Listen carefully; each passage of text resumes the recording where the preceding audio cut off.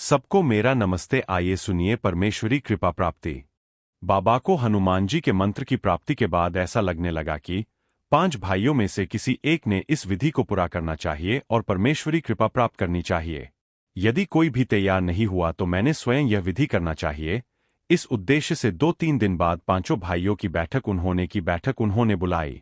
सभी लोग इकट्ठे होने पर बाबा ने वह मंत्र सबके समक्ष रखा और चारों भाइयों को उन्होंने कहा कि इस मंत्र से हमें परमेश्वर को जगाना है और उसकी कृपा प्राप्त करना है। इसके लिए विधि करना आवश्यक है। इसलिए यह मंत्र मैंने आप सबके समक्ष रखा है। यह मंत्र जिसने मुझे दिया उसने विधि की नहीं, तथापि उसने यह भी बताया कि यह विधि करते समय इसका ठीक से पालन होने पर कुछ लोग मर गए तो कुछ पागल हुए। लेकिन इस मंत्र का विधि ठीक से साध्य होने पर घर के सभी कष्ट नष्ट होकर पूरे परिवार को सदैव सुख और समाधान मिलेगा। इतना ही नहीं, इस मंत्र से दूसरों के दुख भी दूर किए जाएंगे। हम 5 भाई हैं। कल किसी ने मुझ पर यह आरोप न लगाए कि मैंने मंत्र मिलने पर उसे गुप्त रखा और स्वयं ही उसका प्रयोग किया। जिसकी इच्छा हो वह यह विधि करें, मेरी पूरी अनुमति है। तत्पश्चात वह मंत्र एक के बाद एक सभी भाइयों ने पढ़ा और सबके मुख से एक ही विचार निकला कि यह विधि 41 दिन करना होगा। वह हनुमान जी का होने से बहुत मुश्किल है और विधि पूर्ण करना ही होगा। उसे बीच में छोड़ नहीं सकते। यदि वह पूरी नहीं हुई तो हम तो मरेंगे या फिर पागल होंगे, ऐसा हमें डर लगता है। इसलिए यह विधि हम नहीं कर सकेंगे। यह सुनकर बाबा पल भर दंग रह गए। कुछ देर बाद उन्होंने चारों भाइयों को कहा कि हम 5 भाई हैं। आप लोगों को डर लगता है तो आप न करें, लेकिन एक भाई मर गया और हम केवल 4 ही भाई हैं। ऐसा समझो और आप लोग मेरे परिवार का निर्वाह करने की जवाबदारी लो। ऐसी उन्होंने विनती की। उस समय बाबा के परिवार में सिर्फ आई, बाबा की पत्नी और पुत्र मनो, यह दोनों ही थे। उस समय बाबा ने यह संकल्प लिया कि मैं यह विधि करके भगवत की प्राप्ति करूंगा अथवा मरूंगा, लेकिन पीछे नहीं हटूंगा। इससे बाबा के स्वभाव का दृष्ट निश्चयता यह गुण दिखाई देता है। इस प्रकार निर्णय लेकर घर के लोगों को घर चुने से साफ करने कहा और विधि प्रारंभ करने का दिन और तारीख निश्चित की। वह दिन सोमवार था और कि जहां हनुमान चालीसा पढ़ा जाता वहां भूत नहीं रह सकते। तब भूत बाधाओं का विनाश होने हेतु बाबा रोजाना 2-3 बार हनुमान चालीसा पढ़ते थे। फिर भी घर में सुख समाधान नहीं था। छोटे बच्चे हमेशा बीमार होते और उन्हें कुछ न कुछ दिखाई देता। इन्हीं भूत बाधाओं के कारण उनके घर में उनके रिश्तेदार आने की हिम्मत नहीं करते थे। यह भूत बाधाओं का खेल लगातार 12 साल चालू था। 1945 साल के नवंबर माह की घटना। बाबा का रोजाना 2-3 बार हनुमान चालीसा पढ़ना शुरू था। उसी के साथ हनुमान जी को विनती करते थे कि बाबा हनुमान जी, आप कुछ तो भी योग दो और यह दुख दूर करो। एक दिन बाबा के अनुज छोटे भाई मारोतराव घर में अकेले सो रहे थे। रसोई घर में कोई नहीं था और बाबा बरामदे में बैठे थे। बाबा बरामदे से जब रसोई घर में गए तब मारोतराव उठकर बैठे थे। तब बाबा ने मारोतराव जी को पूछा कि तू क्यों बैठा है। तब मारोतराव जी ने पूछा कि मेरे पाँव को किसने हिलाया और मुझे किसने जगाया। तब बाबा ने फिर से उनसे कहा कि तो अभी घर में आया और अंदर तो कोई भी नहीं है। फिर तेरे पाँव किसने हिलाए थे मुझे मालूम नहीं। इतना कहकर बाबा आश्चर्यचकित हुए। तत्पश्चात उन्होंने इसका पता लगाने के लिए मांत्रिक के पास जाने का विचार किया। बाबा मांत्रिके के यहां जाने की तैयारी में ही थे कि तभी बाबा हनुमान जी को विनती किए अनुसार उन्हें योग प्राप्त हुआ और उनके यहां कभी न आने वाला एक साधारण व्यक्ति उनके घर आया। उसने बाबा को पूछा कि तू कहाँ जा रहा है। तब बाबा ने उपरोक्त घटित प्रकरण उस व्यक्ति के पास कथन किया। उन्होंने उसे कहा, मैं मांत्रिक के यहां जा रहा हूं।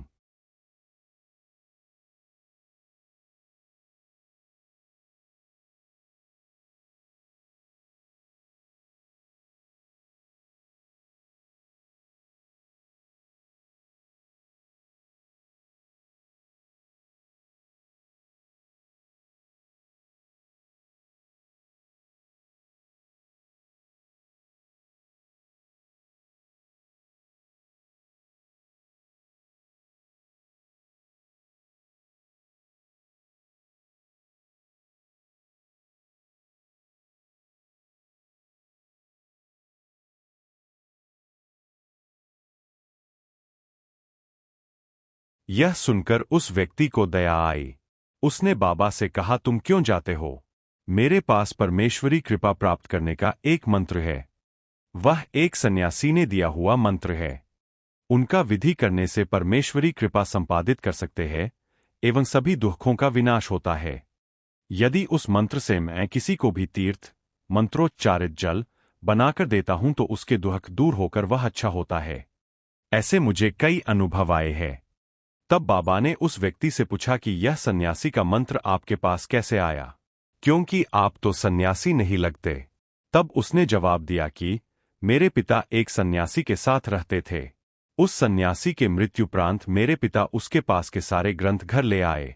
पिताजी ने हनुमान जी के इस मंत्र के द्वारा अनेकों के दुख दूर किए। यह करते हुए वे दोनों आंख से अंधे हो गए। मैंने स्वयं इस मंत्र का विधि कभी नहीं किया। जिस किसने भी यह विधि किया और करने का प्रयत्न किया उनमें से कुछ विधि करते हुए गए तो कुछ पागल हुए। तत्पश्चात बाबा सोचने लगे और उन्होंने मांत्रिक के यहां जाना निरस्त किया। कुछ देर रुककर वह मंत्र और उसका पता बाबा ने उस व्यक्ति से लिखा लिया। वह व्यक्ति मौदा इस गांव का रहने वाला था।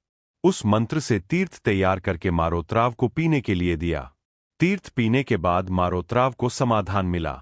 इस कारण बाबा के मन में विचार आया कि वे स्वयं या उनके परिवार के किसी व्यक्ति ने इस मंत्र का विधि पूरा करना चाहिए और परिवार को हो रहे दुखों से मुक्त कराए।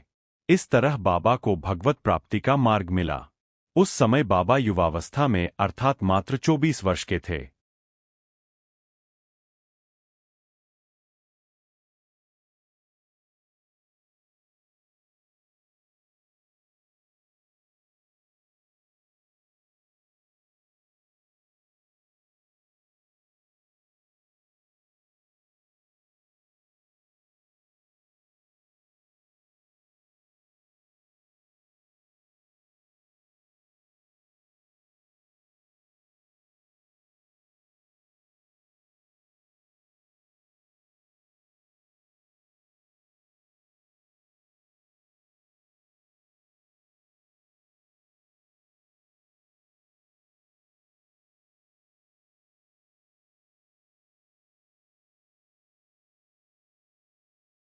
दिन करना पड़ता है। हवन के लिए आवश्यक सामान यानी रांगोवरी, खेत बटावन में पाए जाने वाले सूखे गोबर के टुकड़े, पिंपल, बरगद, संतरा, मौसम्बी, आम, उंबर आदि पेड़ों में से 5 पेड़ों की लकड़ियां, नारियल, फल, पान, सुपारी, हार, बेल, फूल, आहुति डालने हेतु घी, परिस्थिति को देखते हुए असली या वनस्पति, दही, दूध, केले, बाबा हनुमान जी की प्रतिमा वाला फोटो, गोमूत्र, चंदन चूरा, हवनपुड़ा, अबीर, सेंदूर, गुलाल इत्यादि सामान लगता है और प्रसाद के रूप में हलवा, कढ़ई करना पड़ता है। यह सब लिखकर बाबा शाम को नागपुर वापस आए। तब घर के सभी लोग उनकी राह देख रहे थे। घर आने पर उन्होंने उपरोक्त पूरी जानकारी सबको बताई और कहा कि यह खर्च की बात है। पहले ही हमारी आर्थिक परिस्थिति बहुत खराब है, इसलिए हम दिन भर बुनकरी करके शाम को मजदूरी मिलने पर सामान की खरीदी कर रात को त्रिताल हवन करेंगे।